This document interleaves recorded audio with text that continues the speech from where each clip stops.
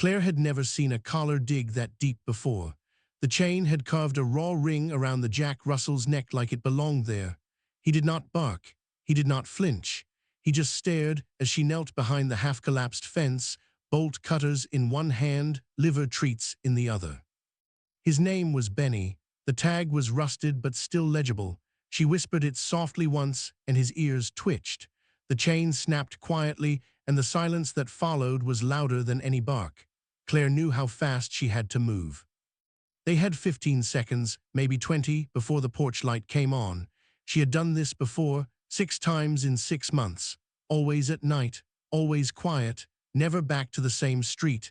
But Benny did something no other dog had ever done. He turned his head before the alley and looked back. Claire followed his gaze. Through the fogged fence slats and overgrown brush, she saw another shape, still, slumped, motionless. Benny barked once, then took off, not away, back toward the second shape. Like the video and share it with your friends. Subscribe to our channel for daily emotional dog stories. Turn on notifications so you never miss an update. Claire's breath puffed white in the cold air as she crouched behind the leaning fence. The broken slats framed the backyard like jagged teeth. Overgrown weeds clawed at her jeans. A single porch light buzzed overhead, casting a yellow stain across patchy grass and one rusting doghouse. She could hear the ticking of the wind chimes and the buzz of a far-off highway, but closer silence. Then movement, low to the ground, a flick of white and brown. The dog stepped from the shadows with the stiffness of something too long confined. He did not bark. He did not growl. He just stood there, ears sharp, head cocked, chains stretched tight behind his neck like a leash from a ghost. Claire's fingers tensed on the bolt cutters. She hated chains more than anything. Ropes could be frayed, fences could be climbed, but chains were a kind of cruelty that felt intentional. She opened her palm, liver treats, soft, pungent, irresistible. The dog sniffed the air. One step, another. The chain scraped metal on metal. Claire saw it clearly now, wrapped around a cinder block, hooked through a garden hook, looped twice for good measure.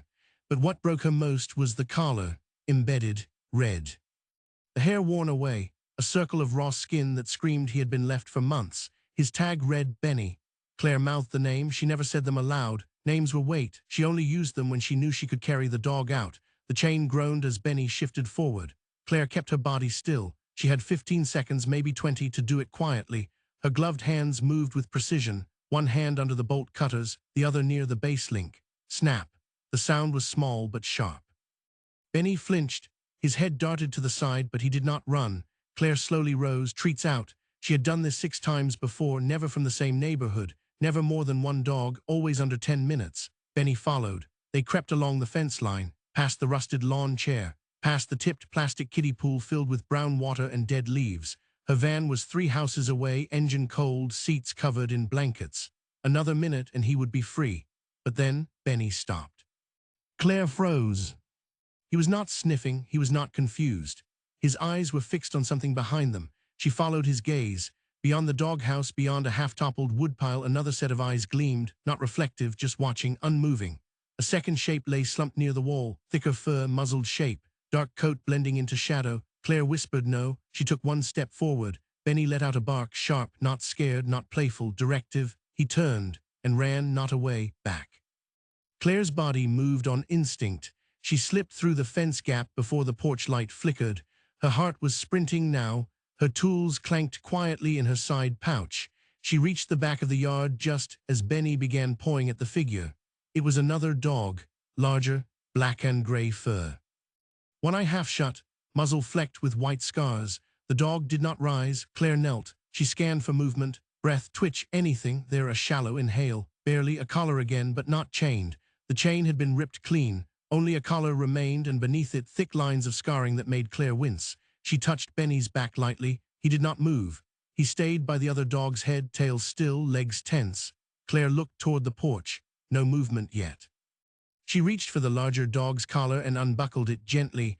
The dog's eyes flickered, but did not resist. She looked at Benny. You cannot carry 2. She knew the rule. Her van was not built for doubles. The backseat was already prepped for 1 crate. She could try. She could fold the seats. But if she took too long, someone would notice. Lights would come on. Voices would yell. Benny stared up at her. Just one blink. Claire stood. She made her decision. The large dog stirred when she hoisted it up. Dead weight, but not fully limp. One paw curled inward, the other hung. Claire shifted and began the long, low walk back toward the alley. Benny padded alongside her step for step. They moved like ghosts, through the gap, past the pool, around the bins. Then a sound split the quiet. A door creaked open. Claire held her breath. A man's voice yelled into the dark. No words, just noise, angry, deep. Then came the clatter of a screen door slamming. Benny flinched but did not bolt. Claire whispered in her head, "Do not bark, please do not bark." The shadows held. Then silence again. Her van waited like a sanctuary. She opened the back quietly, laid the heavier dog down on the padded blanket. Benny jumped in without command. No leash, no harness, just trust. She closed the door, and the night swallowed them whole. Inside the van, the heater clicked on and began to hum. Claire drove slowly until she hit the main road. Only then did her body begin to shake. Her hands tingled from tension release. Her breath came fast and shallow. She looked in the rearview mirror. Benny was curled beside the other dog, nose tucked in fur. He had not left his side. Claire drove the long way back, past the shuttered strip mall, down the road that twisted behind the quarry, anywhere but straight. The other dog had not moved. She checked the mirror every 10 seconds, scanning for breath. A rise, a twitch, a sigh. Benny never looked away.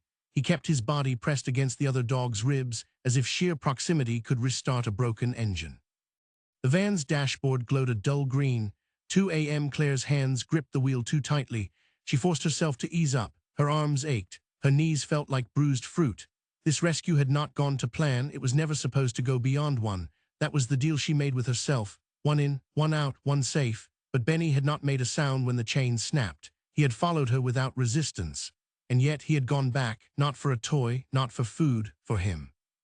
For the slumped dog, whose name Claire still did not know. She turned onto a gravel drive. A wooden fence wrapped around the makeshift kennel out back. The old barn still smelled faintly of hay and oil, but now it housed metal crates, clean blankets, and soft lights on timers. A portable heater kept the chill from seeping in too deep. Claire had converted it herself, piece by piece, with money scraped from tips and overtime. She killed the engine and sat for a moment. The wind outside had picked up, sending brittle leaves skittering across the gravel. Benny shifted, but did not leave his spot. The larger dog had stirred once, a small muscle twitch under the jaw, but no real sign of waking. Claire opened the back quietly. The cold hit hard, dry, sharp, autumn clawing toward winter. She reached in and touched the larger dog's flank, still warm, breathing shallow, but steady. It took effort to lift him. Benny jumped down first and waited by her boot as she carried the limp weight toward the barn. Her knees nearly buckled halfway there. She was not strong enough for this much longer. But she did not stop. Inside, the warmth hugged her skin. She laid the dog on the largest pad she had. Benny followed without hesitation and curled beside him again. Claire knelt and examined the wounds. Old burns, circular, probably from a lit cigarette. Bite scars along the legs. A healed fracture that had never been set right. The fur was matted in clumps, but the eyes, though half-lidded, still tracked her movements. She pulled out her phone and began documenting, not for social media. For court, if it ever came to that. She had a folder full of photos. Before and after, she rarely needed them. The bad owners never came looking until they did. Benny licked the other dog's ear once. Claire whispered, "You brought him back." The words never reached air. They lived behind her teeth. She pulled out a clean bowl and filled it with warm water, set it down, then a little soft food. Benny ate reluctantly. The other dog did not move. Claire cleaned the wounds with practiced care. She applied ointment, avoided the eye. She had once brought a dog to a vet and been turned away. No money, no formal ownership. It had almost cost her everything. Now she learned. She treated what she could, and hoped nature did the rest. 3 a.m. she set the heaters to low, fluffed the blankets, turned off the harsh light, then sat. She did not always stay the first night. But this time she could not leave. She watched Benny's chest rise and fall. The quiet that followed was not peaceful, it was dense, like the quiet between heartbeats after a scare, heavy with what could still go wrong. Claire did not sleep. At 6 she opened the side door just enough for light to leak in. The sky was bleeding orange behind skeletal trees. Birds called half-heartedly from power lines. Benny stirred. He stretched, yawned, nudged the other dog gently. Still no movement. Claire poured coffee from her thermos. It was cold, but it grounded her. She rubbed her temples and checked her messages. Nothing urgent. Her shift at the diner started at 10. She left a note on the clipboard: new intake, unknown male, large breed mix, heavy scarring, eye damage, lethargic, responsive to touch, bonded with Benny. The word bonded stuck in her head. Most dogs ran when the chain broke. Not Benny. Most dogs forgot the others to save themselves. Not Benny. Claire let the barn door click shut behind her. The cold punched her again. She walked back to the house, boots crunching frost-laced grass. The smell of fuel clung to her sleeves. Inside, her cat meowed once and curled deeper into the couch blanket. Claire fed her, changed, and stared at herself in the mirror. Her eyes were rimmed red. A scratch trailed down her forearm, probably from the wire fence. She covered it with a sleeve. At work, the clatter of plates and hiss of the fryer dulled her nerves. People ordered pancakes. Kids spilled syrup. She poured coffee like a machine, but her mind stayed in the barn. Would the dog wake? Would he eat? Would Benny leave his side? The day dragged like a limp leash. When she returned just after dark, headlights sweeping over the barn doors, her chest ached with dread. She opened the door slowly and froze. The large dog was sitting up, not fully, but enough. One eye met hers, alert, curious, weary. Benny was wagging his tail, slow, steady. Claire let out a breath she did not know she had been holding. The rescue was not over. But it had begun. The next morning, Claire stepped into the barn before the frost had even lifted off the fence rails. Her boots creaked across the wood floor, each footstep echoing more than usual. The light from the high window painted the crates in long gold stripes. It was silent, except for one sound: slow, steady breathing from the far corner. Benny stood the moment she entered. He did not rush her. He just looked, expectant. The larger dog was lying down again, but not slumped like before. Propped halfway on one side, head alert. His good eye followed her every move. The other eye was swollen, mostly shut, ringed with dull purple skin that spoke of old blows. Not a car accident, not a fall, a fist, a boot, something human. Claire knelt and placed 2 fresh bowls down, one water, one soft food. The smell was sharp, turkey and pumpkin mash, the kind that even sick dogs could usually stomach. To her surprise, the large dog sniffed it. Then, with visible effort, raised his head and began to eat. Claire did not move. Benny wagged once and laid back down beside him, chin on paws. She stayed for 20 minutes, did not speak, just watched. When the big dog finished, he looked up again, not frightened, just tired, deeply tired. She needed a name for the intake chart, but nothing came. Naming him felt too much like labeling a wound that had not healed. So she just wrote, Benny's friend, large breed, severe trauma, stable. She left the crate door open. 2 hours later, when she came back, he had taken 3 steps toward the heat lamp. That night she found them both asleep in a heap, one small white body curled into the curve of a bigger one, their breathing matched like waves against the same shore. Claire sat against the far wall and let her eyes close for just a minute. By the 4th day, Benny's friend, as she still called him, was walking with a slight limp. He startled easily, especially at sudden sounds, but he never barked, never growled, just flinched and moved closer to Benny. Claire watched them from the loft above the barn where she kept her records. 2 dogs, different sizes, different ages, curled together like they had never been apart. She thought about posting them. She always waited at least a week before posting rescues. Time to assess behavior, check for chips, build a story that people could feel in their gut. But this time, her gut told her something else. These dogs were not meant to be separated. Still, she tried.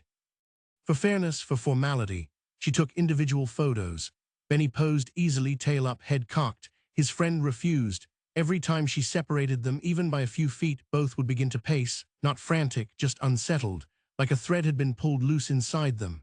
Claire put the camera down. She walked to the edge of the yard that night and stared out at the stars. The diner had been quiet. A kid had spilled juice all over the tile and apologized with big eyes.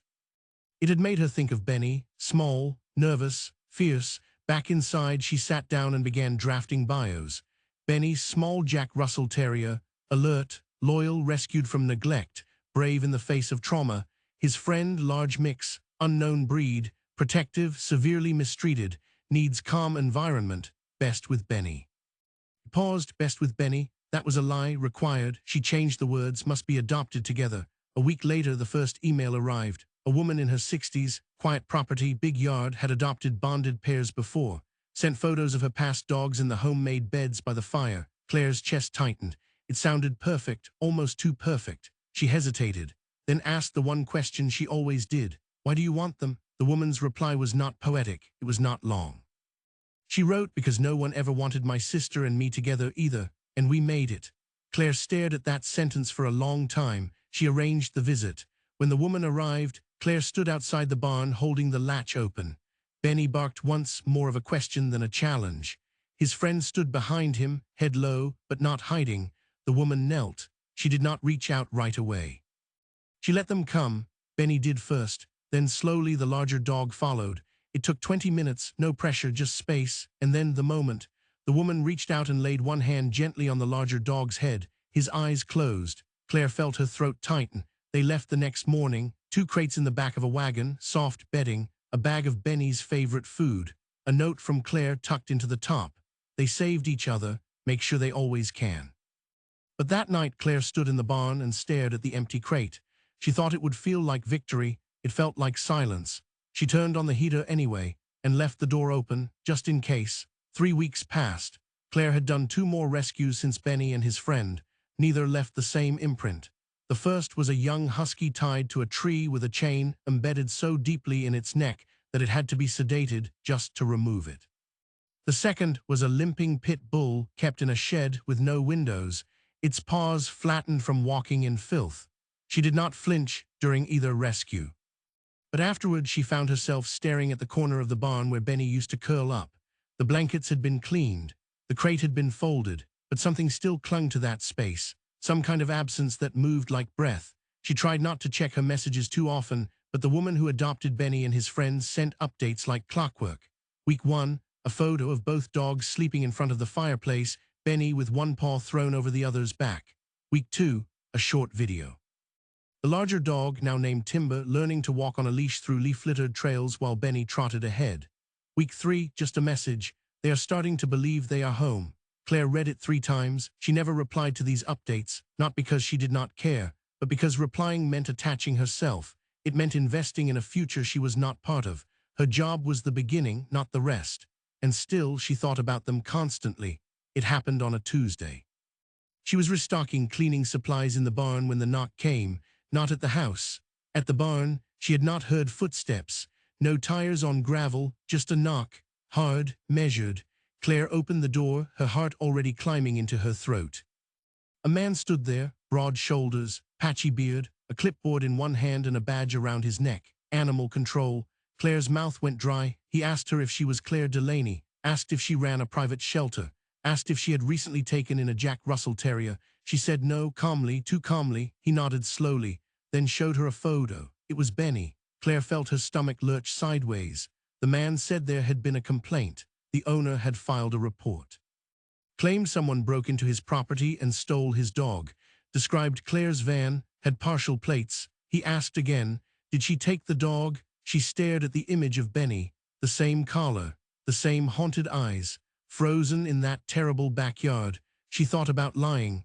She thought about the woman who now tucked Benny and Timber into bed. She thought about the way Benny had barked once, just once, and changed everything. Then she told the truth, not the full version, just enough. She said the dog had been neglected. She had photographic evidence, a video of the chain, medical records. She offered copies. The man took them but did not promise anything. He said it would go to the department for review, maybe charges, maybe nothing. It depended on how the case unfolded. Claire asked if they would go get him. Benny. The man shook his head. He said the case was still gray, said dogs were considered property, said sometimes the law did not care about chains if there was water in the bowl. He left without promising anything. Claire closed the barn door behind him and pressed her forehead against the wood. That night she did something she had not done in years. She drove back to the house where she had found Benny. It was late, past midnight, fog curling at her headlights. The street was empty, no lights on, just the same leaning fence. The same rotted kiddie pool. But the chain was gone, so was the second doghouse. Claire sat in her van for over an hour, no movement, no sound. She did not know what she had come for. Closure, confirmation, she left without either. 2 days later, another message came from the woman. Thought you would want to know. Benny barked at a stranger today, then positioned himself between me and the driveway. His friend never left his side. I do not know what happened before we met. But I think he does, and I think he will never let it happen again. Claire smiled. Then she cried, long, hard, ugly, alone in the kitchen, knees pulled to her chest, the kind of crying that gutted her from the inside. because she knew she had done the right thing and it still might come back to break her.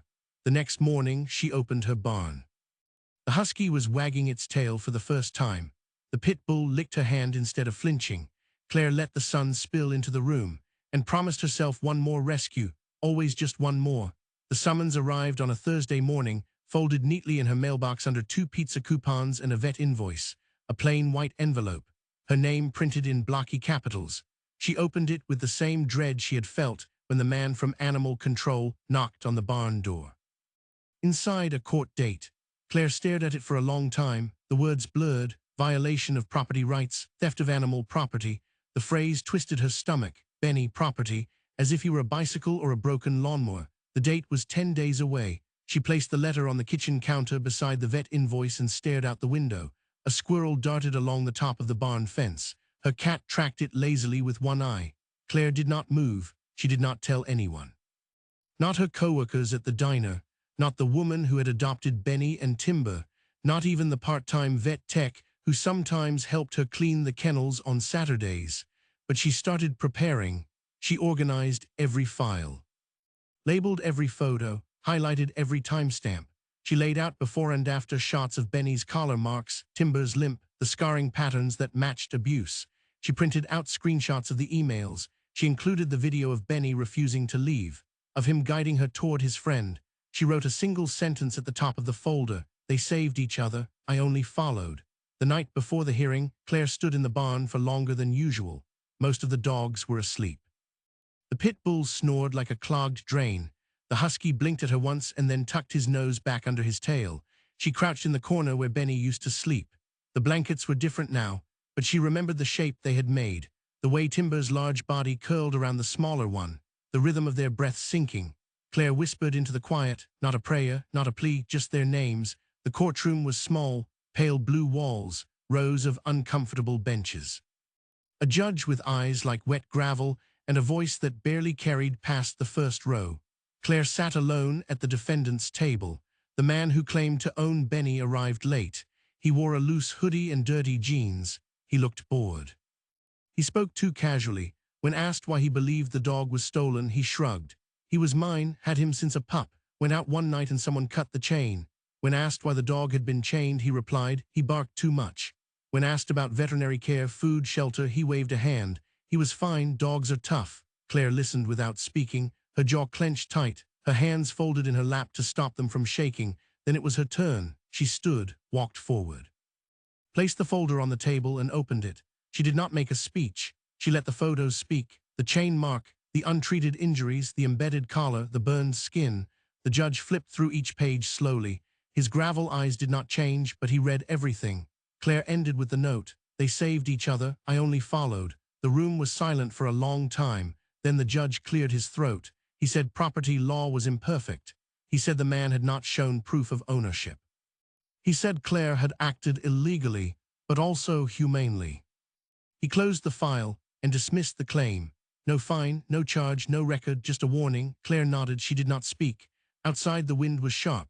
Leaves scattered like whispers across the steps. She sat in her van for a long time before driving away. 3 days later, a package arrived at her door, no return label.